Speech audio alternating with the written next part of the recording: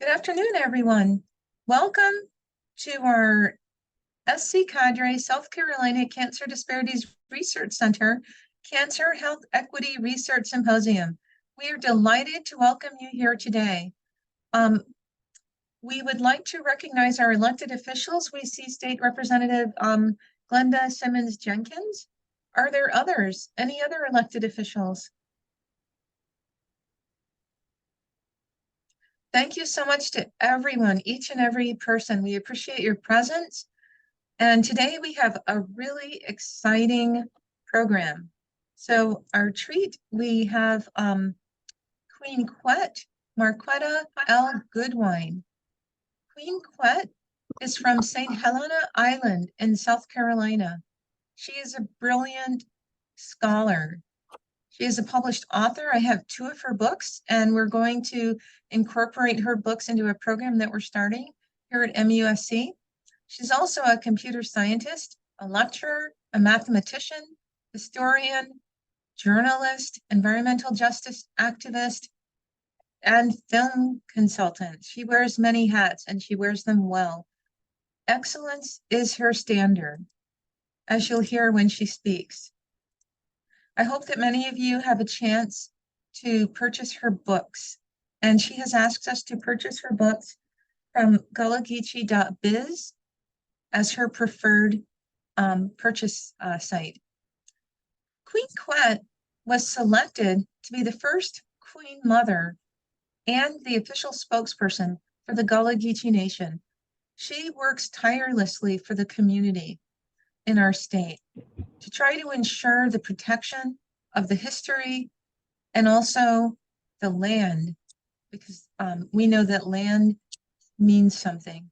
Having the land, owning the land is important. And she has been in the news recently and working with local communities to try to preserve the heritage of the Gullah Geechee Nation from developers. So we applaud Queen Quet for her tireless work. She was one of the first inductees into the Gullah Geechee Nation Hall of Fame, and she received the Anointed Spirit Award for her leadership and for being a visionary. She was the first Gullah Geechee person in the United Nations in Geneva, Switzerland. So Queen Quet not only has a local and state presence and U.S. presence, she is internationally known. And as the leaders of the SC Cadre, Dr. Judith Sally from South Carolina State University, Dr. Audrey McCrory-Quarles from South Carolina State, and Dr. Alexander Alexienko and I welcome Queen Quet. Please join me in applauding and welcoming Queen Quet. Come on in the room. Come on in the room. Jesus, my doctor, and he write out all of my prescription, and he give me all of my medicine in my room. Oh, honey, children, we done yet it this year. Plenty time down here.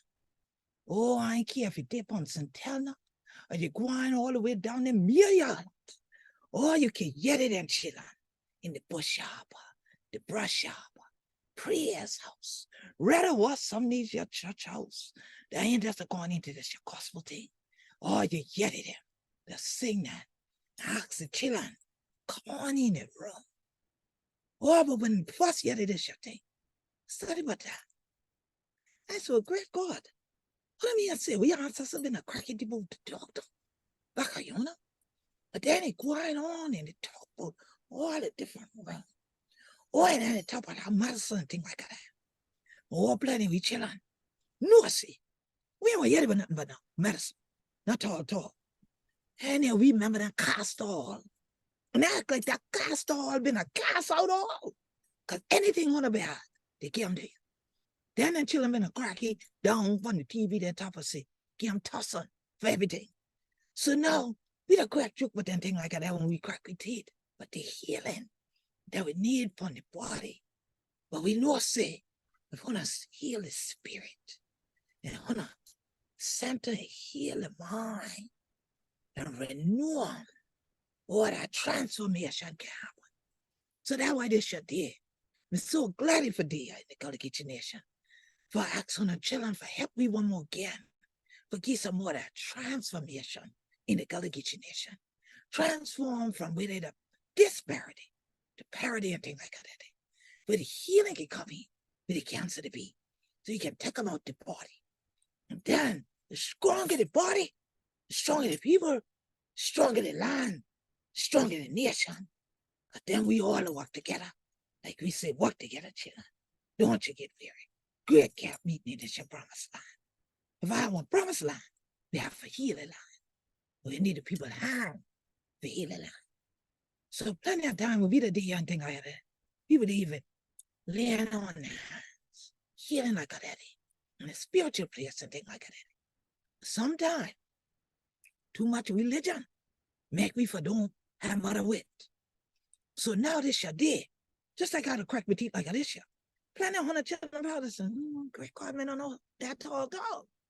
But that is the same way when we calling in for Yeti for y'all. So I'll turn to this voice and I'll turn to this language because I believe most of you who are at the Medical University of South Carolina, or as my friend Kwame likes to call y'all MUSC, all right, you are probably more familiar with communicating in this language. You're also very eloquent in languages that the average person does not speak, medical languages. And so when we even say disparity, I said, well, I'm Gullah Geechee, and so I don't necessarily have this word in my lexicon. It's not part of my vocabulary. So I said, let me look at this and see what these English speakers mean by disparity. I know what it feels like. I know what it tends to look like in my community, but I just want to make sure how Webster defines it in their world. How do they view this? How do they hear it? What is it that is within their lexicon, their vocabulary, and their means of operation on a daily basis? And that pun was not intended, doctors, that I mentioned operation, but I think it fits the moment, okay? So I decided, I said, well, let me just take a look. And it said, disparity with a very simplistic definition is a difference in level or treatment. And I know y'all know about treating folks, especially when one seems that it is seen as unfair, okay? But I'm that person that likes to dissect words. I did very well in school dissecting that frog too. I was not happy because I'm from a place we call Frogmore on historic St. Helena Island, South Kakalaki. So I didn't like the idea that we were dissecting this creature. But I was a straight A student, so I wasn't going to fail this biology class.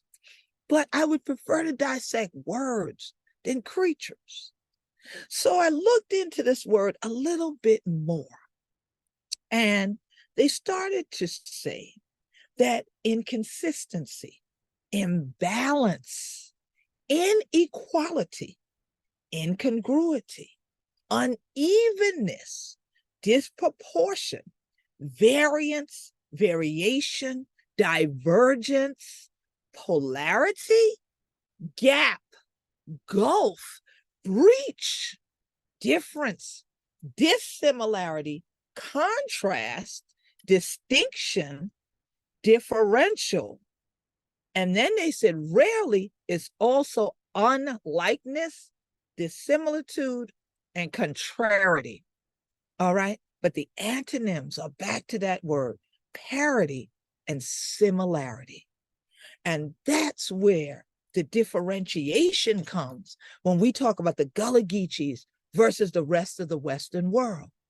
I always say to people when they say, well, you know, we're part of the community. And I go, really? When did you get to this region called the Gullah Geechee Nation between Jacksonville, North Carolina and Jacksonville, Florida, or onto the Sea Islands in particular that are here? Oh, I moved here last year. And I would be puzzled. And I'm like, well, you're not part of our community to me. And then I realized it's because my definition is it unifies you what you have in common. And these folks didn't have anything yet in common with us to be able to say they were part of the community. Community should be common unity. So here comes this word similarity. So to have that common unity is what do we have that's similar to one another? Is it the way that we dress? Is it the way that we wear our hair? I see some of you sisters, I see you. You know, is it the way that we just express ourselves sometimes with no words at all? No. So many of us know in the Gullah Geechee Nation, it only take one of we big daddy mama them and thing like that for give you that look. And you know, you get in line. No words necessary. But I know in the medical world, in the academic world, we do a proliferation of words at all times. Titles and everything else have a lot of words. So for Gullah Geechees, we're those folks that like to shorten things. We shorten people's names, we shorten the concept, and we make it more boilerplated down, one might say.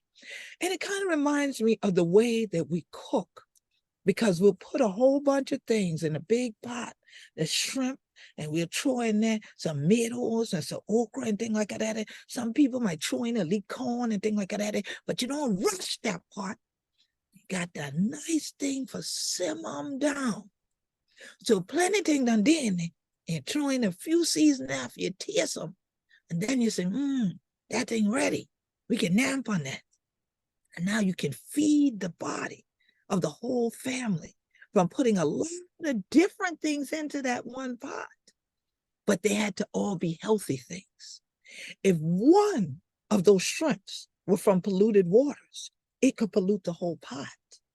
If the okra had been sprayed with toxic chemicals and we didn't wash it, we didn't do anything, we just threw it in the pot, what happens to the pot? All of that ends up in there.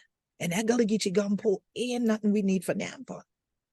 But the thing about it, because of the way it's been flavored, the way it's been presented, we'll probably all sit right there, get that bowl of rice and thing like that, a plate of rice, and throw that thing on top there and a Nampa. Oh, and somebody would have to come in and say, oh, Lord, we hope y'all eat that. And we're like, it's gone. What happened? We just ran out to them shrimp that you had come out that creek on her, and they said that creek and they got polluting in them. Oh, now what do? People probably rush to try to expel it.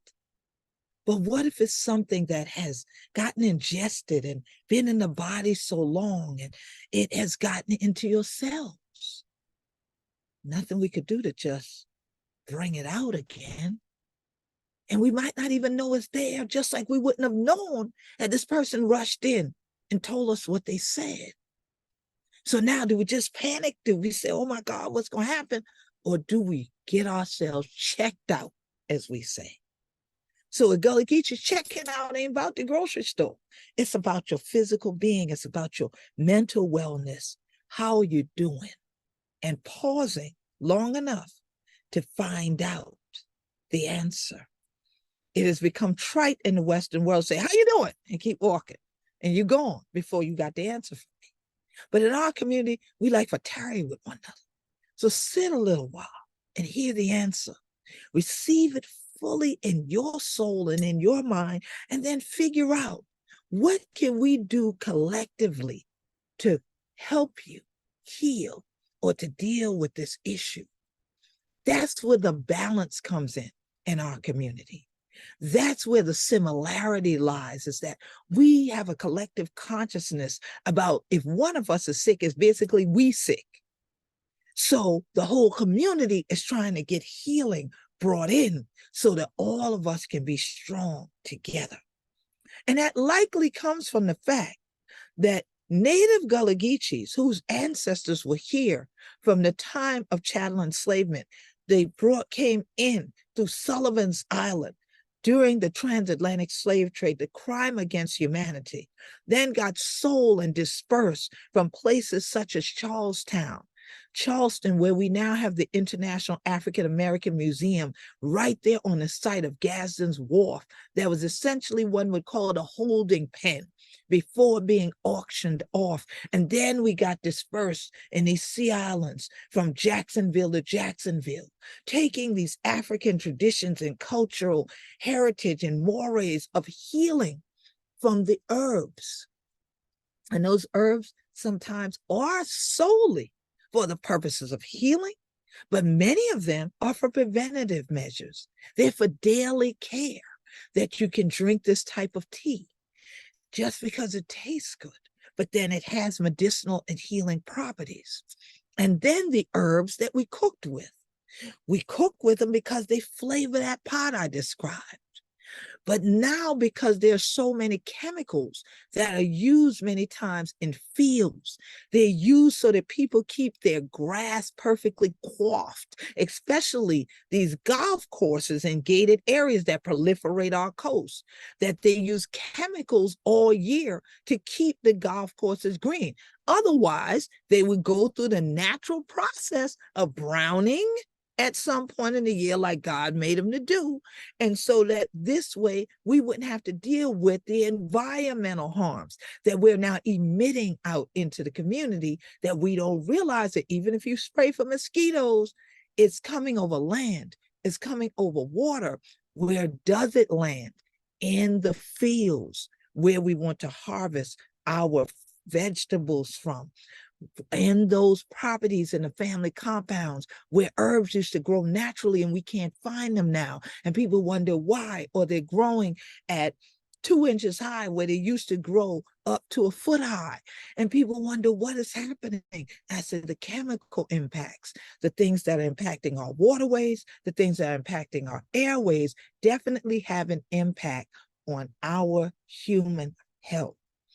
And so we have to start to look at the cumulative effect of all we've put into Mother Earth, onto Mother Earth, and how then we're lowering her capacity to nurture us. If we nurture her, she'll nurture us. I tell everybody, one thing we definitely learn as Gullah Geechees is respect, and especially respecting your mama first and foremost. And so if this is Mother Earth, we can't continue to disrespect her and not expect mama to get upset. So we all know back in 2020, mama sent the world to our rooms to go sit down. But some of us didn't learn while we were in the rooms that there are things that we need to do to heal Mother Earth, and then thereby let her nurture us again, so that we have food security, we have good water quality, and that all these things, even if you look at it selfishly, will help you, will help me, because we ingest those things from our waterways. We harvest from the water and from the land here in the Gullah Geechee Nation. So as I've grown up here, I didn't remember hearing people say people had cancer. It wasn't until I was a teenager and an adult that I started hearing that word. It wasn't part of the Gullah Geechee vocabulary. But now when we look back on many of our grandparents and great-grandparents, and their children or their children's children can say, you know what? They had the symptoms that Uncle so-and-so has now. And now Uncle so-and-so has been diagnosed with prostate cancer. And then we said, oh, wow, wonder if we're able to say it had watercourse. That was actually the Gullah Geechee way for saying prostate cancer.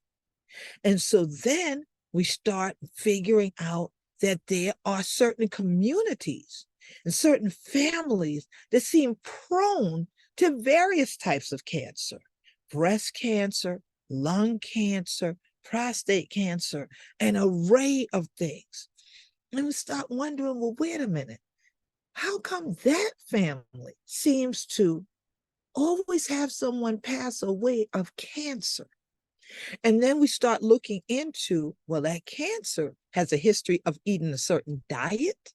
That community also is not known for being too physically active. In other words, we say they kind of trifling and lazy down. Okay, so they don't move around a lot. So we start looking at that going, does that have anything to do with cancer? And then in communities, you look around and you find massive commercial operations. In the urban centers of the Gullah Geechee Nation, like Brunswick, North Charleston, where you had huge factories like on the Hike, Union Heights, the Neck, as they call them in Charleston.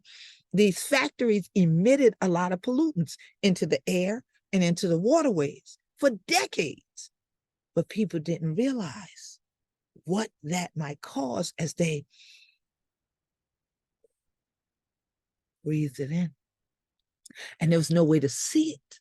It was just like when I said, if we put that okra in there, that shrimp in there, that was polluted, we couldn't see it in our bowls as we started to eat, but it already had entered the body and it had an impact. So these things out in the air and out in the water from commercialization, industrialization, entered our communities and have had an impact. Commercial farming on rural sea islands, Johns Island, Centelna Island, and things like that. All of this area we're now discovering, the farmers over the years have started to do what they never did when I was a child. They do what we call spraying the field. When they feel the money is going out, the season has ended for them, and they want to move their migrant workers to another state to make more money and another harvest season, they, instead of what we used to say, loose the field, release the field, so that people can go in and harvest the remaining crops. And the people who live here can use that and have food security. They instead, very selfishly, all right, spray the fields with chemicals and kill the remaining tomatoes, kill the remaining watermelons, kill whatever else is out there, pull up the plastic and the stakes, put those away, and then they leave that. But those chemicals are in the air. Some of those fields are not that far from our estuaries. They're not that far from our marsh. And so now, if we have runoff from rain, like this downpour, torrential downpour we had this morning, and they say more rain is coming because we have a little family of hurricanes dancing around our coast, so y'all be vigilant. Here it is that people don't think about it, how it connects. But it's simple. The water falls from the sky, it has to land somewhere. If it lands on the land, then the soil rolls off, what we call runoff, ends up down in ditches or ends up in the marsh. That eventually ends up in the creek, in the estuary, ends up in the river, ends up way out into our Atlantic Ocean. So now we're dealing with ocean acidification and examining that and the harm that happens to our seafood, as well as the water quality.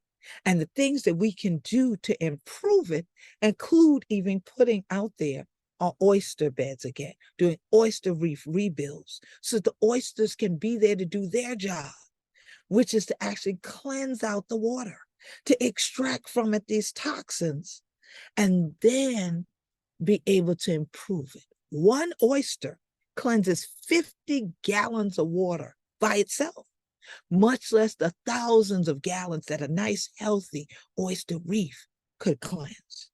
So then it comes back to us, who are native Gullah Geechees, who are subsistence harvesters. We go out in the water, and very soon and very soon, not only are we going to see the king, I sang that song about come on in the room, but soon and very soon it'll be oyster season. And there'll be all this plethora of oyster roasts going on. But people who are not part of that similarity, that real Gullah Geechee native community, this indigenous community, don't realize why we don't eat oysters on the half shell, because of vibrios that may be in there. And the toxins that have not been killed because you haven't fully cooked that oyster to a temperature that would get rid of that. So remember when I mentioned that pot, how we slow cook things, how we let it simmer down, how we taste it along the way, and we add certain things to flavor it. Well, the commercial food industry knows how to package it, knows how to sell it to you. make you think it's fancy and something you should eat. That fried chicken, that fast food, all of these things that actually, when I went to prepare for this, I went to read about. I grew up looking just like I look. This is not a tan I just got for my summer work outside in my field or out there in the creek. This is permanent. So believe me, I know this is how most of us of African descent eat. This says dietary consumption practices and cancer risk in African Americans in the rural South. The abstract itself says the consumption of a variety of fruits, non-starchy vegetables, and unprocessed cereals in daily meals was low in this sample. Frequent consumption of fried foods, fast food, sugary, carbonated beverages, processed, high fat and high sodium foods, and low fruit and non-starchy vegetable intake were evident. Who were they talking about? The Black community in the South, okay, as a whole. And the interesting thing about that is that, listen, I'm sure many of us on here now have fond memories of going to the corner store. Whoever least store been in town and thing like that, y'all had the country grocery and thing like that. We all going for. Let me get $1 worth of that sliced meat right there, y'all. And thing like that. And let me get one of them pig foot right, Jonah, and thing like that. And then let me get a knee high. Okay. Plenty of we go on, Yona, get me some nab and thing like that. Don't let me stop and give me a bottle of dough. We grew up eating saltine crackers and soda pop and all of this stuff. So we have fond memories of it. So if you associate it with something good and something that was fun, and I grew up as a child eating BB bats and, having lollipops and all the stuff that we liked, who didn't like to have, oh, here's some Tootsie Rolls. Somebody give you a quarter, you rush in the hot sun and go to the candy store. And on the Sea Islands, the candy man actually used to come around and drive, and there would usually be elder women in the community that would get the candy on consignment and sell it to the little children.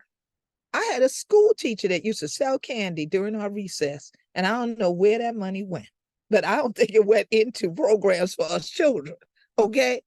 But now when I look back on it, I say, wow, if these are the types of things that studies have now revealed are not healthy for us, are not the way to sustain the balance in our bodies, so that then our bodies are strong, so our families can be strong and our communities can be strong. How do we get our people to know this? Unfortunately, we might have to have a fish fry to bring them out, to educate them about this, to do this in basically meet the people where they are. So we have to meet them in the midst of it and then educate about it. Now, some people are going to give you every roll of the eye, sucking of the teeth. I ain't care what you say. Those first you're good. I ain't gonna stop eating my fried first. And I gotta have some fried chicken this evening. All right. Some people are just gonna keep eating it because they enjoy it, because they're savoring that flavor, but not recognizing all of the different things that kind of plague the Black community that all seem to have these common things with them: processed foods, fried foods, the lack of exercise, and so forth.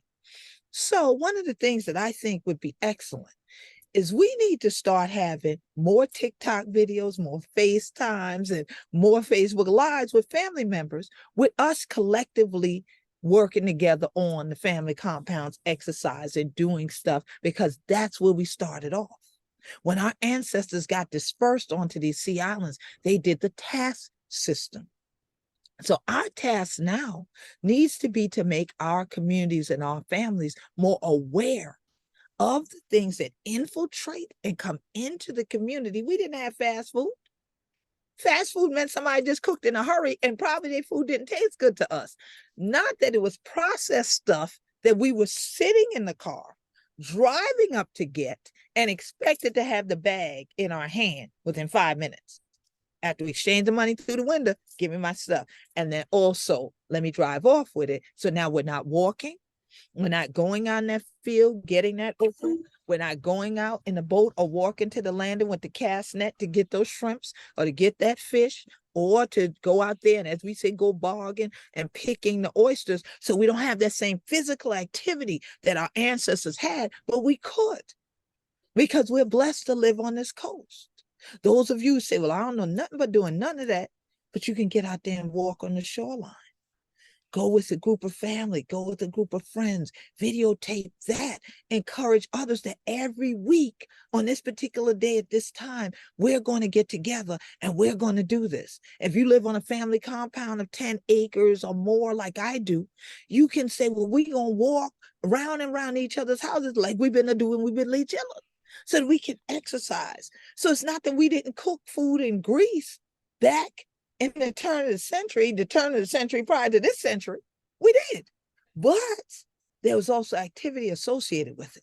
So now we are not doing that. So there's no balance. So now there's no parity to eating a fried food, but then being very active and kind of burning some things out of your body. We don't have that going on. We instead are very sedentary. We're sitting here today, right?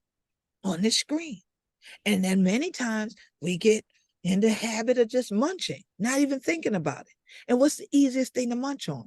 Processed chips and other things. What's the easiest thing to go grab and drink? Some would say water, but most people won't. They would want a sugary beverage of some kind, even juice.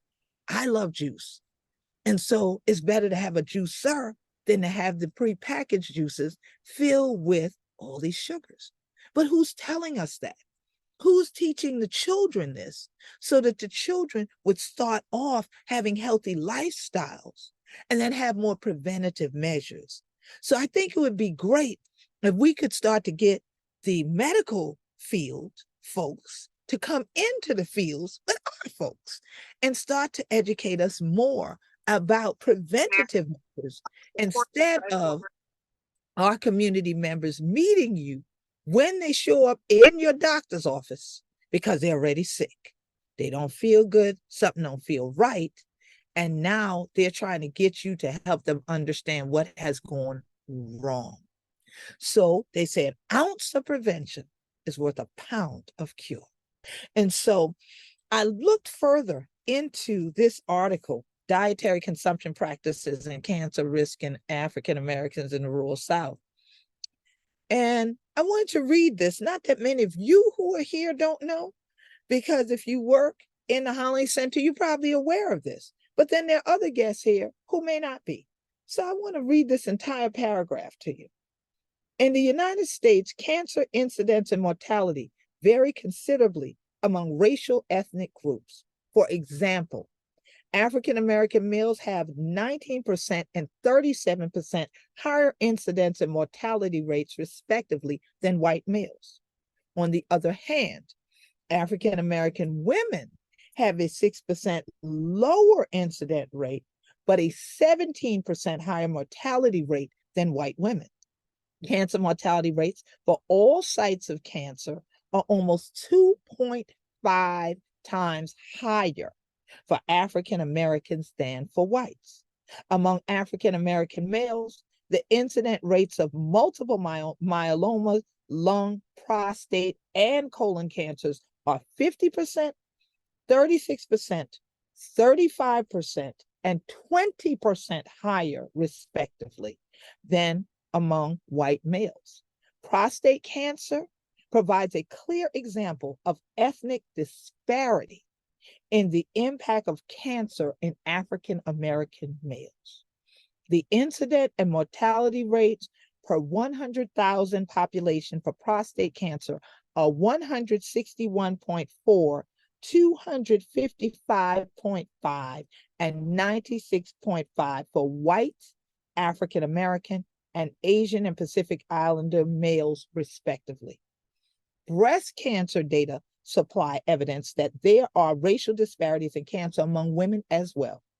Female breast cancer incidence rates for Alabama from 2002 to 2004 were 115.6 and 103.8 per 100,000 population for whites and African Americans, respectively. However, mortality rates were 24.5 for whites and 31.6 for African Americans.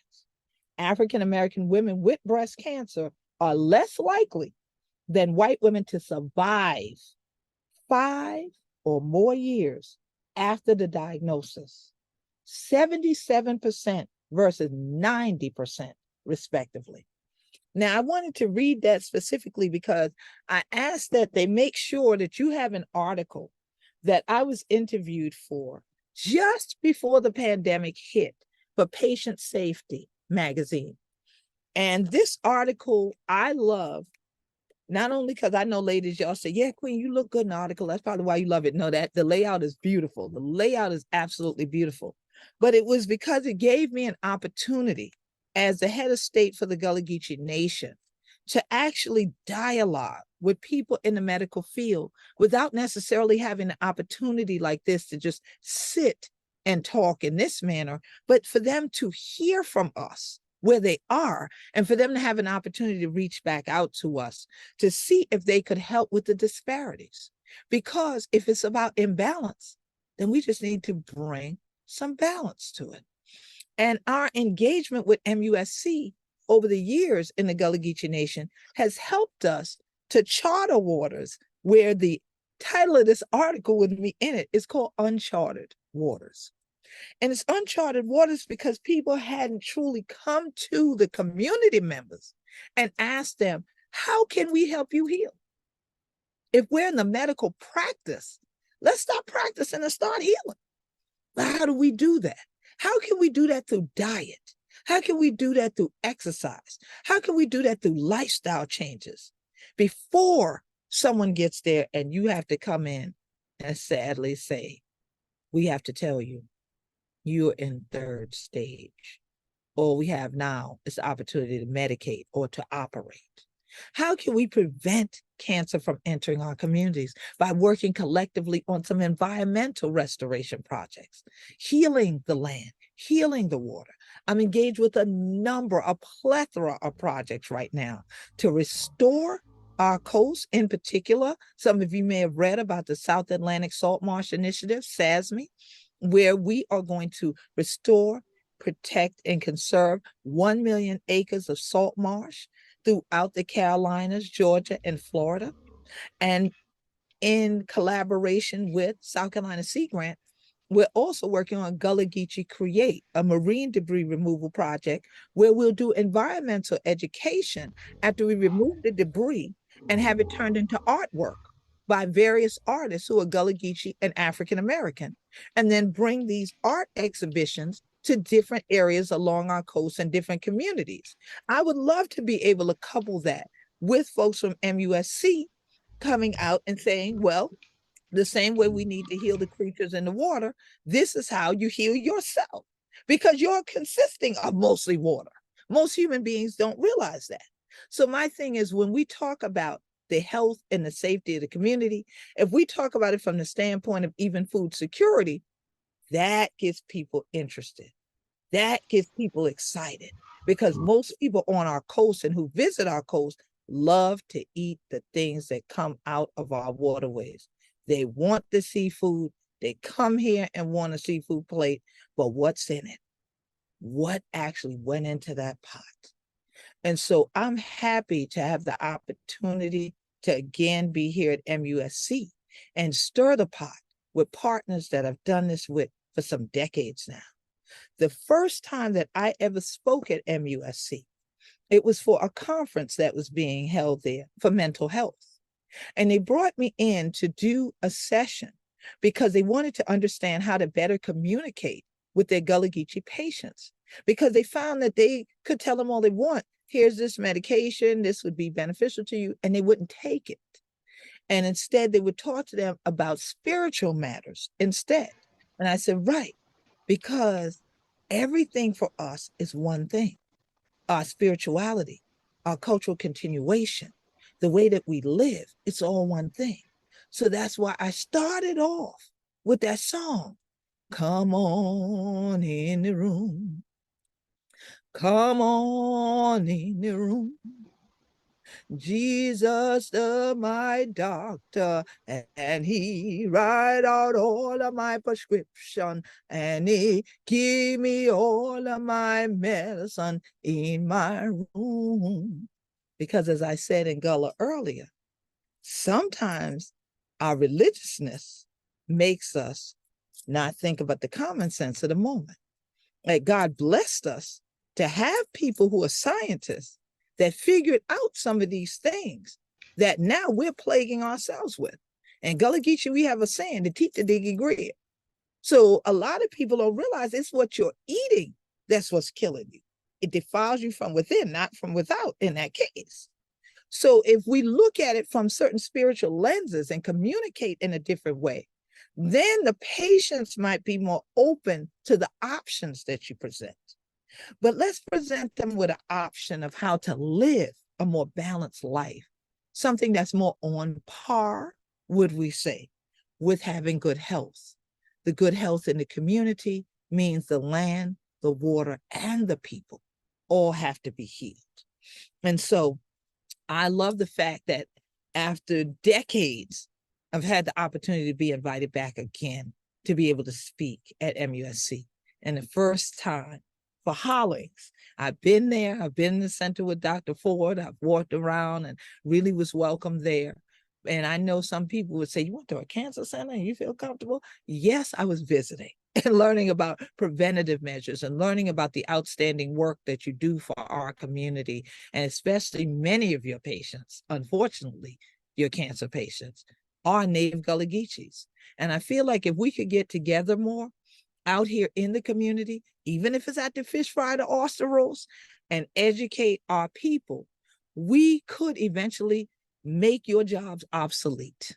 I would love to be there shouting one day, beating drums, that we don't need the cancer center anymore. We can have a culture center. We can have a healing center instead, that we could replace that word cancer on the sign, and that everybody now is healed and healthy because the things that we are ingesting, the things that are out here that are floating in our waters, we've done away with the pollutants, the things in our air that pollute, we've done away with it. But I know y'all say, wow, wouldn't that be a utopia? Yes, and we can still pray for it. But the prayer is not all we got to do. As the late Philip Simmons said, praying all right, but you got to get up off your knees sometime and do something. And so I'm always reminded to tell my folks of faith that, remember, you should not be so heavenly minded that you are of no earthly good. And while we are here on earth, the great healer already gave us tools with which to heal. And so the way that we do things is, in the computer science world, we say GIGO, garbage in, garbage out. So if we eat what is called food-like substances and don't eat real actual food that God caused for it to be here, we won't be healthy. So we have to take these statistics to heart, and so that we can protect our hearts and our minds and our bodies.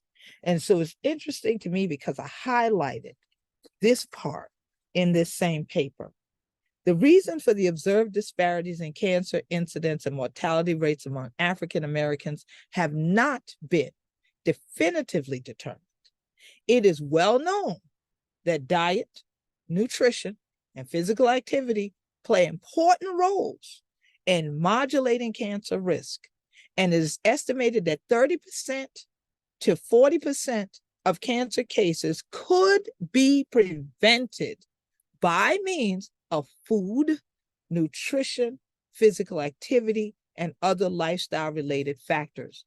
So I pray that the next time I hear from MUSC, we're working together on some grants to actually help do just this, to create a program about healthy lifestyles and have something that in the end, those who got healthier over a period of time, let's say a year, let's give ourselves a year. Those who got healthier over a period of time, they get some type of cash bonus. Let's say, for instance, we're going to pay your land tax for your family compound if 3 of your family members get healthier over the course of the year. And we could help them to even create community gardens. You know, they don't have to plant whole fields like I plant an acre of food a year. They don't have to do that, but have some raised beds and raised boxes and try to dispel these food deserts because they're all over the place. There's a plethora of those. We need to bring more water into the desert. We are here in a place, in a space where we literally live in the ocean. We literally live along the intercoastal waterway. It doesn't make sense for me to hear the word desert here, but we also can't desert our people. I would rather our people come together at that fish fry and have a good old, you know, we can have, y'all probably like peach cobbler, pecan pie and thing like that. But, you know, I can make good bread pudding. We can have a good bread pudding for dessert and thing like that and all of that. And now upon that, while we talk about the ways that we can continue from that point forward, getting our hair together. And as the adage would go, or the spiritual would go, and we work together chilling, because ain't time for get weary. This the we promised land. Let's have a healthy great camp meeting right here. And that way we can make sure that the generation coming going to be able to stand. So thank you, MUSC, for having me here today. Thank you in particular, Dr. Ford, Ms. Gomez, and the entire team from South Carolina State, and all of you for considering me, and as we say in the church, that you taught it not robbery, for end out the summer with me coming here. I want to give the last few moments for us to open up the circle in case there's any comments, any questions. Just go ahead, raise your hands, and I'm sure we will see you on the screen, and I will be able to call on you. Yeah, we thank you so much. That was phenomenal. Let's give Queen Quet a hand. That was awesome. We have so many ideas brewing. But so we thank you. Thank you. I see Brother Lee. Your hands up right away. Yes, I love your presentation. As you're speaking, and as I told you earlier, me leaving the gym. Yeah. Leaving the gym earlier this morning and drinking water now. Yes. How do I get a copy of that report that you were just discussing? It's actually online. So I'll give you the title again. And if I can, before we leave, I will also Google it and see if I can pull up the link and drop it, or I will email it over to everyone. The title is called Dietary Consumption Practices and Cancer Risk in African Americans in the Rural South. And it's on the HHS public access site. So you can go to that and pull it up and download it. And I think you'll find this some very good material in terms of us going forward, really educating the community more about ways that we can prevent cancers. Yeah. Okay, can you say that title again one time? More dietary consumption. Yeah. This is and cancer risk in African Americans in the rural South. Okay, there it is. There it is. The link's in the chat. Okay, thank you so much. Yes, you're welcome. And for anyone who came in late, my book, We Be Gullah Geechee, and several of my other books can be found at gullahgeechee.biz. I'll re-drop that in the chat. And I can be found at queenquet.com, because I know when you come into the Zoom things later, you don't get to see all of what was in the chat prior to you coming in. Thank you so much, Deandra, for saying excellent presentation. Thank you so much. Did anyone else have comments or questions? I'm going through both screens to see if there are any other hands up. And Brother Mutra, you still got your hand up. Let's see. All right. So I hope the rest of y'all are actually there. I need to make everybody turn their cameras on. Y'all might have went and disappeared on us because y'all like to come in these Zooms and keep your camera off. We have a question from Leo over here. Okay. All right, Leo, go ahead. It's as much a question as a comment. I really enjoyed what you said. No, my grandparents are farmers back in Portugal, and so it's so important to understand that we come from the land, and then there's a lot of emphasis on genetics and genes, but also about the environment. So you cannot forget about the environment, because it's interaction of both. So I really appreciated your knowledge and emphasis on how a lot of the root problems really is what we eat, what we breathe, how we behave. It's not just the genes that come with us, also what we do with them. So I really, really enjoyed your wisdom. Thank you. Thank you so much. And I'm glad you mentioned genes, because one of the papers that I'm one of the co-authors on was an MUSC paper that finally pointed out to people that the genes of Gullah Geechees do not all just come from Sierra Leone. I keep telling people that in my book, The Legacy of Igbo Landing, we have articulated that, but because certain people have done a lot of PR pushing that, you know, as the only country, I'm like, no, we don't all come from Sierra Leone. Stop saying that. And so we did a great paper about the genetics of Gullah Geechee. So I'm glad you mentioned that, so I could put that out there and kind of give a promo and a shout out to my team for writing that paper as well. So I have to send y'all that link too. So yeah, thank you so much, Leonardo. And so your last name, is it, how do you say it? Ferreira and Smith. Ferreira. Oh, are you kidding? Okay. Oh, wow. Well, I'm not mad at you. I mentioned the blacksmith, Philip Simmons, so I'm not mad at the Smith. It's okay. Yes, that is good. That is good. Anybody? Yes. Okay. So Miss Ayaba, is it Ayaba? Was that your hand up or was that a clap? Might have been a clap. Okay. Joan? I see you're not on mute. So were you going to say something, Joan McLaurin? No? Okay. Anybody else? All right. Well, it's wonderful. I appreciate you all for taking the time out of your day to really come and join in and be here and be the audience for the discussion. And I want to just say this. I know Representative Glenda Simmons Jenkins probably was like, oh, no, I'm not a state representative in that regard, but she is our Florida representative for the Gullah Geechee Nation. So I appreciate Dr. Ford making sure to acknowledge her for being here. But I know how it is, Dr. Ford. Most of the time in South Carolina, we see rep is somebody from the General Assembly. Yes. Thank you for that clarification. Yes, no problem. So I'm very happy that she was able to be here as well and be a part of this with all of you. And I'm looking forward to us continuing to partner with you and to work with you on a number of things. I'll put my direct email in the chat as well, in case any of you are trying to act shy now, but you want to email your questions later on or comments, you know. So I love emails. Don't feel like, you know, you can't email me at any time. It's fine to go ahead and email me. I appreciate it. And I see my home gal in here too. You ain't slick now, Miss Green. I see you down there from D Heck now. I see you. Okay then. How you doing today? I'm doing well. Glad for anything like that. Thank you. Glad to be here. Okay then. So yes, it's good. So yeah, we got little family up in the building. Were you laughing at Miss Scott? Cause you know you yeti we, you know we the crack we teach to say any. Okay. And we have a place called Scott here on St. Helena Island. So, you know, so we ain't mad at you. So definitely I thank you all. Dr. Ford, did you have any closing words for the group? Oh, I see a hand. Okay, Hazel, go ahead. Hi, good afternoon. So thank you for being here with us this afternoon. What would you say are the procedures that people should think about if they want to interact with the Gullah Geechee community for future research opportunities, community engagement? What's the process for that? Well, the book that I'm going to type the title in here, and We Be Gullah Geechee, we actually have put together an entire description about how you should engage respectfully in the Gullah Geechee community when you do research.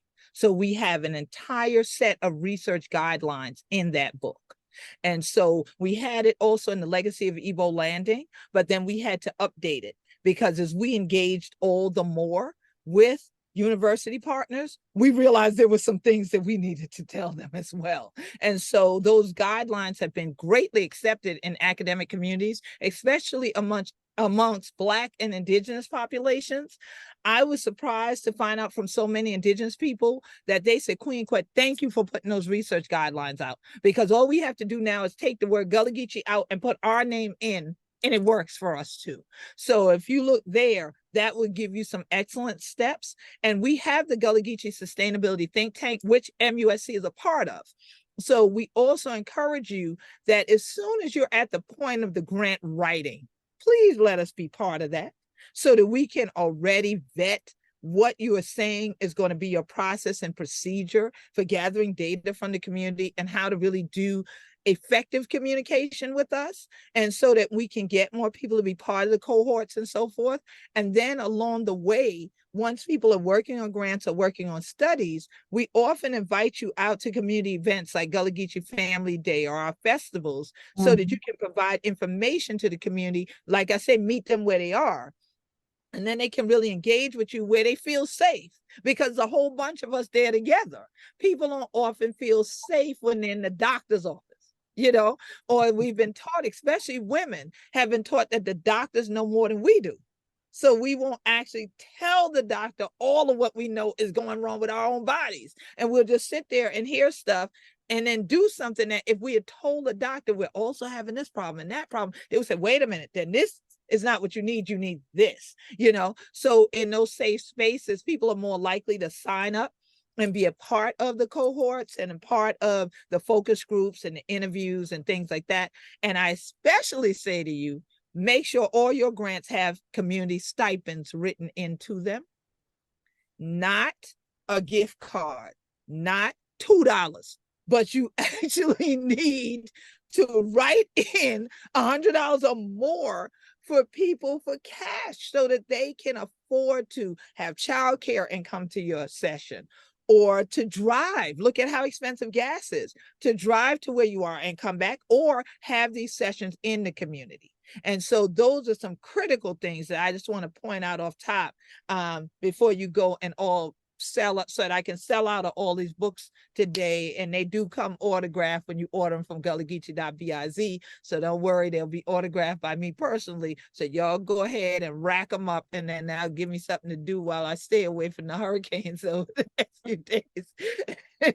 Hurricane prep and stay out of the rain. But definitely, I thank you for asking that question. It's a critical question. Thank you. But we have learned so much from you. Thank you for sharing your wisdom with us and your guidance, and we will definitely contact you to set up our continuing meetings and work with you as we develop our grant. We have a grant that's due in January, so we'll work with you on that and absolutely cover, cover your time while you work with us on the grant to even develop it. But in terms of closing words, I just wanted to turn it over to Dr. Judith Sally from South Carolina State University. Thank you. Beautiful. Queen Quet, thank you so much for your wisdom, your passion. Thank you. With what you do. You are truly a rare treasure. And there are so many wonderful ideas that I was busy writing as you spoke.